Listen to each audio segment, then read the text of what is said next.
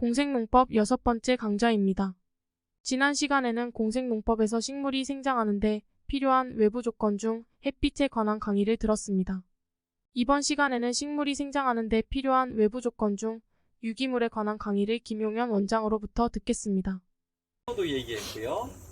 그 다음에 산소도 얘기했고요. 그 다음에 햇볕도 얘기했어요. 광이라는 요소들이 많으니까 그냥 생각나는 대로, 그러니까 여기가 메인 요소, 그래도 컨트롤할 수 있는 메인 요소들이고, 그렇다고 밑에 게 메인 요소가 아니라는 건 아니에요. 무시하라는 뜻은 아니에요. 유기물이에요. 요거 같이 맞물리는 게 토성이라고 하는 흙의 성질, 같이 맞물리는, 서로 이렇게 맞물려 있어요. 그러면 거기서 뭐가 생기냐면 유기물이 들어가서 미생물이 생겨요. 그러면 식물이 자랄 수 있는 1번 요소가 된 거예요. 유기물은 영양학적으로도 작용을 하지만 미생물이 자라는 곳이에요. 유기물이 없는 곳엔 미생물이 못 자라요. 물론 특수한 미생물들이 땅속 깊은 곳에서도 자라요. 근데 우리가 농업으로 쓰이는 미생물을 하는 거예요. 유기물의 양이 뭐를 결정하냐면 미생물의 양이에요. 우리가 발효할 때 설탕을 넣는 거하고 똑같은 개념이에요. 그래서 유기물 양을 많이 넣으면 토심이 깊어지는 거예요. 이곳에는 유기물이 들어가면 습도도 잘 알아요. 흙은 습도 잘 못 알아요. 근데 그것과 비교해서 유기물은 굉장히 많은 습을 나눌 수 있는 존재이고요. 그 다음에 미생물들이 자라는 집이 되고 미생물의 먹이가 되고, 그리고 그것 자체가 뭐냐면 통기성도 확보가 돼요. 그래서 내가 토심을 얼만큼 만들고 싶다 그러면 유기물 양을 얼만큼 넣냐가 결국은 토심의 깊이에요. 토심은 식물의 뿌리 양이에요. 예를 들어서 광우병 옛날에 문제 나왔잖아요. 왜 그러냐면 소가 사료를 먹으면 잘 커요. 곡물들을. 그런데 그보다 더 먹으면 잘 크는 게 뭔 줄 알아요? 소가 소를 먹으면 더 잘 커요. 그래서 사료를 만들 때 뭐를 하는 거냐면 소 내장이나 이런 거, 고기를 빼고 그걸 다 갈아서 소사료에 넣었댔어요. 그러면 어떻게 되냐면 소가 소를 먹으니까 더 잘 커버리는 거예요. 근데 어떤 문제가 나왔냐면 광우병이라는 병으로 나와서 큰 문제를 일으켰던 건데, 식물이나 이런 게 자라려고 하면요, 동물은요 동물성 단백질이 좋아요. 식물은 식물성 단백질이 좋아요. 그런데 이 중에서 0.12%는요 동물성 단백질이 들어가야 돼요. 동물성이 들어가는 게 좋아요. 그러니까 그 동물성으로 우리가 제일 주변에서 구하기 쉬운 동물성 단백질이 있어요. 제일 많은 거. 음식할 때 쓰는 거. 김치 담을 때도 쓰고. 젓갈. 그렇죠. 젓갈이 아주 고농도의 동물성 단백질을 분해한 아미노산이에요. 예를 들어서 내가 영양제로 쓸 때 젓갈류라던가 이런 것들을 넣는데 아주 극소량이에요. 굉장히 극소량을 써주면 뭐가 되냐면요, 식물이 연결을 할 때 식물이 식물성 단백질로 쫙 가요. 그러다가 동물성 단백질이 하나가 들어가지고 이래야 돼요. 그래야지 무한성장으로 가요. 식물성 부분만으로는 안 돼요. 소도 고기를 먹을까요, 안 먹을까요? 낙지도 먹이던데요. 예? 낙지도 예. 소가 예를 들어서 풀을 뜯어 먹을 때는 거미나 거기 있는 메뚜기를 먹을까요, 안 먹을까요? 그냥 먹어요.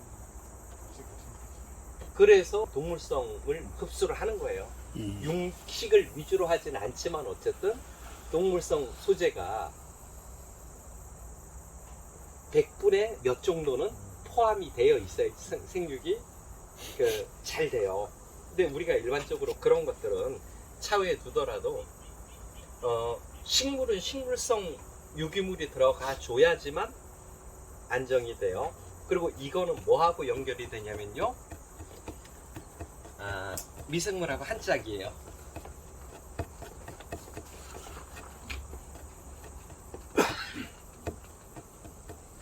자연 상태에서는 질소나 이런 게 풍부하지가 않아요. 정말 없어요. 저 포트를 열어보면 저기에 그 질소 부분을 따져보면요, 땅속의 질소가 제로예요. 그런데 저 꽃은 자라요. 왜냐하면 미생물이 있기 때문에. 미생물은 공기 중에 있는 질소라던가 또는 유기물 속에 있는 질소를 분해해서 아미노산이라던가 아니면 질산대 질소라던가 이런 질소 성분을 만들어내요. 그것이 미생물의 굉장한 역할이에요. 분해자, 물질을 분해하는 그 아이지만 반대로는 특정 성분을 생산해내는 아이들이에요. 그리고 그 생산량이 무엇을 하는 거냐면 농업의 생산량이에요. 그러니까 우리가 합성 비료로 가면 비교적 용이에요. 왜냐하면 그런 것들을 만들어서 준단 말이에요. 그런데 얘들은 속이 안 차요. 그러니까 2%의 농업을 하는 데는 합성 비료가 굉장히 좋아요. 근데 98% 속을 채우는 농업을 할 때는 안 맞아요. 그것만으로. 그러니까 부패가 되는 이런 일들이 기본적으로 일어나잖아요. 그래서 유기물을 넣어주는데 이게 뭐냐면 미생물이 먹이가 되는 유기물이란 말이에요. 그러니까 그것도 발효해요. 땅속에 있는 유기물이 발효해서, 미생물이 발효해서 영양분을 만들어내면 그 부분이 되는 거예요. 유기물이 분해했어요. 그러면 스스로의 분해 물질을 갖게 되겠죠. 미생물이 내놓는 대사물질도 들어가죠. 미생물하고 관여되어 있는 우리가 얘기하는 효소라는 부분, 분해 물질 안에 효소도 들어있을 거예요. 자, 그러면 이 부분이 다 기능성 물질이에요. 유기물과 미생물을 키우느냐 안 키우느냐가 결국은 그 작물이 건강하느냐 안 하느냐의 척도라는 거죠. 합성 비료는 영양분밖에 안 만든 거예요. 우리가 뿌린 합성 비료는 이게 빠져버렸잖아요. 그러니 건강한 물질이 나올 수가 없게 된 구조예요. 그 농업이라는 시스템 안에서는. 그래서 우리가 하는 것들이 뭐냐면 미생물하고 유기물을 안 집어넣고는 수확량을 결코 기대할 수 없다. 근데 미생물이 번식되는 속도라든가 상상 초월이에요. 굉장히 대사들이 해요. 저희가 이런 거 분해해 보면요, 정말 엄청난 빠른 속도로 분해돼서 넘어가잖아요. 영양물질이 만들어지잖아요. 그럼 식물은 그걸 빨아먹는 거예요. 그리고 건강해지는 부분들이란 말이에요. 요 과정이 눈에는 안 보여요. 왜냐면 미생물들이 하는 거지만. 그러면 비료 뿌리면 눈에 보여요? 안 보이죠? 그런데 비료를 뿌리면 눈에는 안 보이는데 결과물이 나와요. 일반적으로 유기물과 미생물이 아주 활발한 곳에서 나온 것과 비료를 뿌린 것에서 나오는 것의 차이가 뭔지 알아요? 동일 부피당 질량이 전혀 달라요. 동일 부피당 질량이 달라요. 단단하고 무겁고 그래요. 그래서 옛날에 그 쌀 할 때 어떻게 하냐면요, 어떤 지역 쌀은요, 키로를 달 때, 말을 달 때 한 8알까지 그 무게가 나와요. 어떤 지역 쌀은요, 고봉을 채워야지 그 무게가 나와요. 부피가 동일한데. 어떤 농산물은요, 물에다 넣으면 떠요. 어떤 농산물은요, 물에다 넣으면 깔아앉아요. 물에다 깔아앉는 애만 뭘로 써요? 종자로 쓴단 말이에요. 씨앗으로. 깔아앉지 않는 애는 종자로 안 써요. 왜냐면 걔는 생명을 키울 능력이 없는 아이란 말이에요. 그래서 좋은 품질과 아닌 품질은 눈으로는 구분 못하지만 분명히 뭘로 나타나냐면 무게라는 걸로 나오는 거예요. 그래서 그 기준으로 예를 들어서 콩 같은 것도요, 바닷가에서 생산된 콩하고 여기서 생산된 콩하고 무게를 달잖아요. 여기 콩이 무게가 안 나가요. 근데 부안 이런 데서 콩 재배한 거 있죠? 그거는 무게가 짱짱해요. 떨어뜨리면 걔는 소리가 탁 하고 나요. 여기 거는 탁 이래요. 달라요. 씹어봐도 달라요. 그래서 부피로가 아닌 무게로는 분명히 차이를 완전히 나타내고 있고 비중으로도 완전히 차이를 나타내요. 예를 들어서 이런 거예요. 사과를 농사를 졌어요. 그러면 시중에 파는 사과하고 내 사과가 틀린지 어떻게 알아요? 간단해요. 뭐냐면 소금을 타던 아니면 그냥 물에다가 내 사과하고 시중에 파는 사과를 갖다가 담아봐요.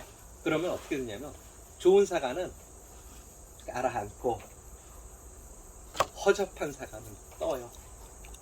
비중 차이가 완전히 달라요. 그래서 간단하게 내가 만든 거하고 남이 만든 것들을 구분하는 게 질로도 충분히 구분이 가니까 얘기하면 되잖아요. 저 물 떠다 놓고 내 사과 넣어봐, 이거 넣어봐 이러면 깔아앉아요. 이거는 굉장히 다른 차이걸랑 육안으로 구분될 수 있는 부분이라서 단지 육안으로 구분하는 연습들을 안 해봐서 그런 거지 전혀 다르니까 육안으로 검사해요. 그래서 그냥 쭉쟁이 농산물이 아닌 속 꽉 찬 농산물을 만들고요. 발효 시간의 미생물의 특성에 대해서 많이 얘기를 한 분이니까 크게는 안 해도 되고요. 전이라고 하는 물질이 미생물이 만든 물질을 그대로 식물이 쓴다. 이 개념을 꼭 갖고 있어야 돼요. 그래서 내가 어떤 균을 키웠냐가 결정을 하는 거예요. 발효에서도 결정을 하지만 예를 들어서 어떤 토성에 가면 더덕이 향이 좋아요. 어떤 토성에 가면 더덕이 향이 없어요. 시중에서 비료로 재배하는 더덕은요 거의 향이 없잖아요. 향 자체가 뭐가 결정하냐면 그 땅에 있는 미생물이 향을 결정해요. 그 땅에 미생물이 풍부하고 좋으면 그곳에 더덕의 향이 진하고 좋고 미생물이나 유기물 향이 없는 곳에서의 더덕의 향은 합성 비료만 뿌린 곳에서의 더덕의 향은 정말 현저하게 낮다는 뜻이에요. 뭐냐면 기능성 물질이 적다는 뜻이고 물론 특정 성분들이야 있을 수 있어요. 전체로 봤을 때는 그런 것들이 없는 것들이 많고 향은 기능물질이란 말이에요. 그 기능물질이 없는 거예요. 그 기능물질을 만든 건 뭐였냐면 유기물에 들어있던 미생물이 얘를 분해하면서 낸 물질들이 그대로 전이 된 거예요. 전달된 거예요. 학교나 이런 데서는요 어떻게 외우냐면요 무조건 식물은 광합성이나 이런 합성을 통해서 성장한다 이렇게만 배워요. 우리도 그렇게 대부분 다 알고 있단 말이에요. 뭐냐면 물을 주고 땅에서 미네랄을 끌어올리고 이산화탄소를 끌어들여서 광합성을 해서 이 식물들이 자란다 이렇게 알고 있잖아요. 아니라고요. 그 자라는데 전이라는 과정이 따로 또 하나 들어있다는 거예요. 그래서 땅속에서 미생물들이 활동하거나 이런 것들을 그대로 식물이 가져가요. 이게 제가 강의 때마다 하는 개똥쑥 얘기예요.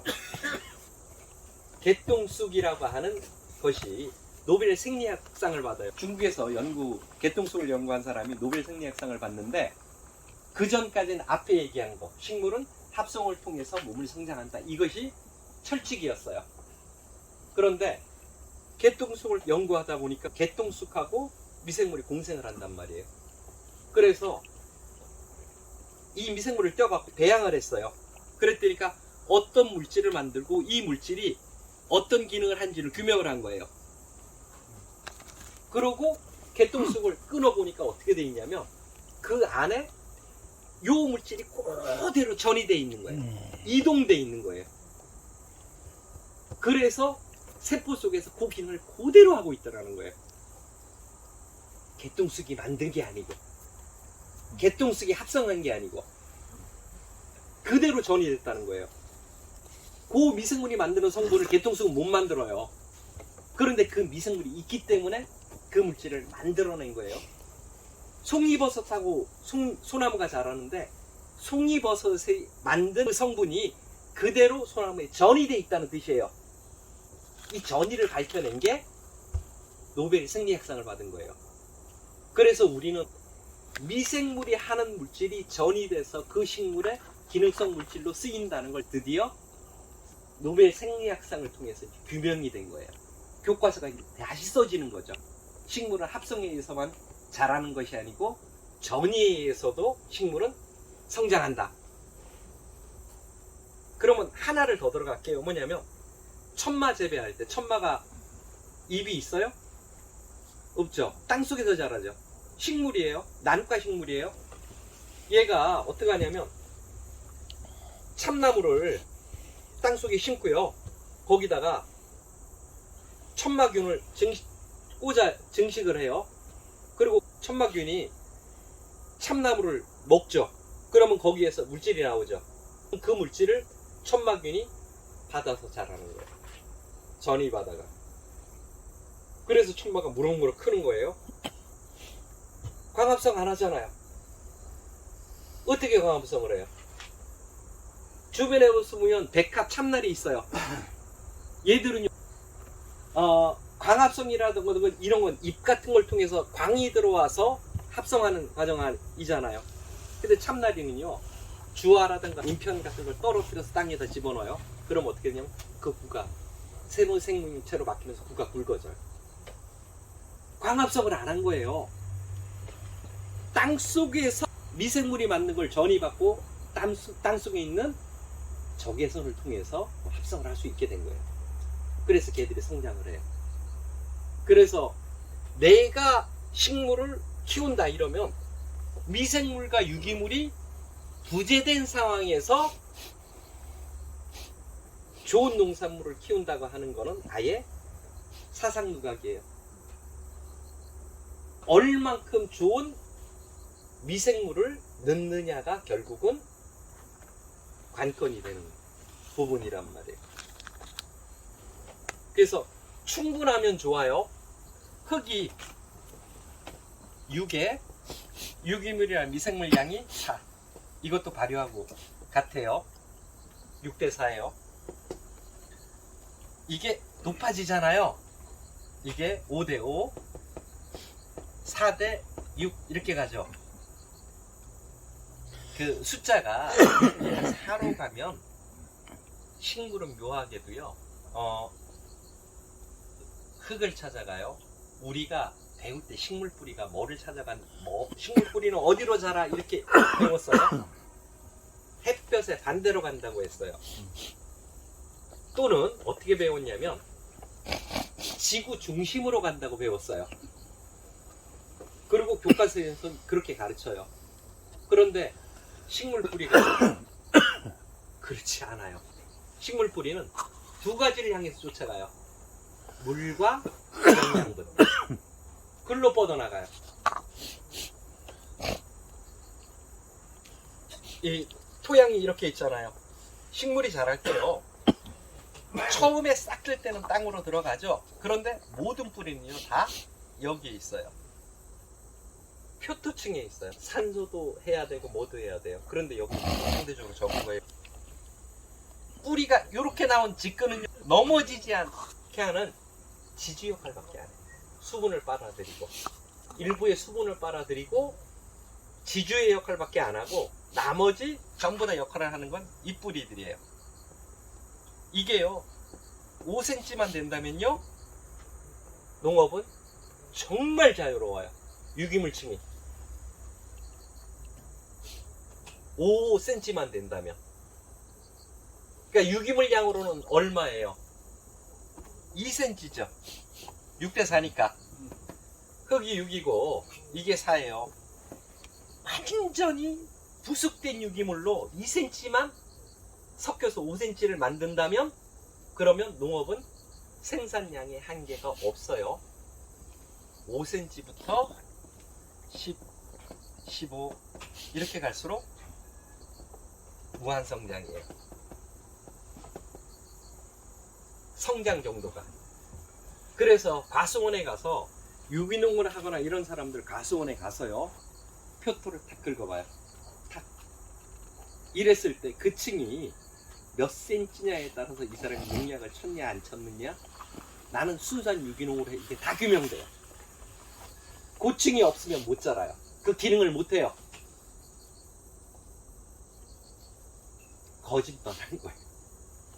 고층의 깊이가 깊어지면 깊어질수록 농약을 안 치거나 합성비료를 안 넣어도 되는 깊이에요. 그래서 우리가 제주도라던가 높은 산 같은 데 가면 토심이 굉장히 깊을 것 같죠. 토심 깊은 지역은 일부이고요. 돌판 위에 흙이 살짝 깔려 있어요. 그리고 거기에 유기물이 층이 있는 게 거의 없어요. 송이버섯 따라 산에 가면 유기물 많은 것 같죠? 1cm도 채 안 덮여 있어요. 그런 곳 많아요. 의외로 잘 부숙된 유기물이 2cm가 있는 땅도 그리 많지 않아요. 유기물이 2cm만 있는 땅은요, 식물 제일 자라요. 근데 이게 부숙이 되면 이만큼 쌓았던 게요, 푹 주저앉아서 안 돼요. 그러니까 유기물 부숙층 2cm를 만들려고 하면요, 적어도 유기물층이 최초에는 5cm, 6cm 있어야 돼요. 그래야지 이게 부숙돼서 2cm 만들어요. 그러니까 2cm 정도의 부숙된 유기물을만 만들면 퇴비 만들려고 뭐 한약재 이런 거 갖다 톤백으로 막 받아놔요. 그리고 그거 발효시켜내죠? 그러면 부피가 실망스러울 정도밖에 안 나와요. 탁 줄어요. 굉장히 적은 양에 나오는데 그게 2cm만 깔린다고 해도 유기물량 적은 거 아니에요. 그래서 유기물량을 2cm에서 3cm, 4cm로 가서 최종적으로 이 정도면 어느 정도 되냐면 10이면 4cm, 15면 6cm란 말이에요. 일로만 갈 수만 있다면 농업은 생산에서 상당한 자유를 얻어요. 이게 일로 못 가면 다른 것들 조작을 하고 이렇게 해서 성장을 할 수도 있는데 뭐가 되냐면요, 붕괴돼요.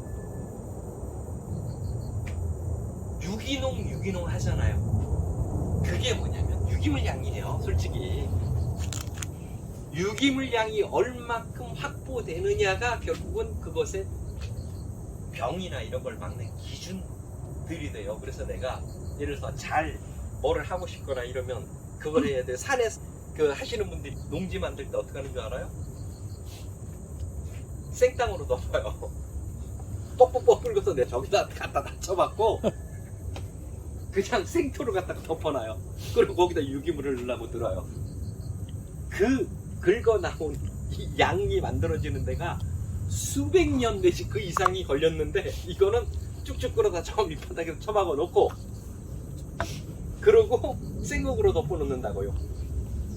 이게 돈으로 따지면 포크레인 이렇게 하나면요 20개 이상의 유기물을 넣어야지 그게 만들어져요. 그 까만 흙층이 굉장히 귀한 소재인데 그 부분을 산 개발하고 이렇게 할 때는요 잘 긁어두세요.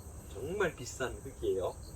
그리고 그것이 뭐를 하는 거냐면 내가 유기농을 할 수 있거나 없거나 하는 걸 하게 되는 기준이 돼요.